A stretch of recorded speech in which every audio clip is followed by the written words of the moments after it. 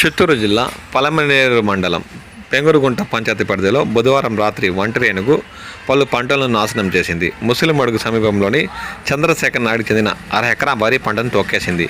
ఏటిగడ్డలో మురుగేష్ చెందిన అరటి తోటను, ఉమాంపాతి నాయుడు తోటలో మామిడి చెట్ల కొమ్మలను విరిచేసింది.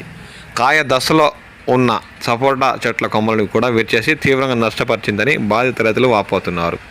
గురువారం ఉదయం రైతులు గుర్తించి అటవీ శాఖ అధికారులకు సమాచారం అందించారు. అటవీ శాఖ బీట్ ఆఫీసర్ యుగంధర్ సిబ్బంది వంచి పంటలను పరిశీలించారు. రాత్రిపూట పంట పొలాల వైపు వెళ్లవద్దని యుగంధర్ రైతులకు సూచించారు. ఒంటరి ఏనుగును అటవీ లోతట్టు ప్రాంతానికి తరమేందుకు చర్యలు తీసుకుంటామన్నారు. 2 ఏళ్ల క్రితం కర్ణాటకలో ఏనుగులను కట్టడి చేసేందుకు అక్కడి ప్రభుత్వం హ్యాంగింగ్ ఫెన్సింగ్ ఏర్పాటు చేసి సఫలీకృతమైందని ఇక్కడ రైతులు చెబుతున్నారు.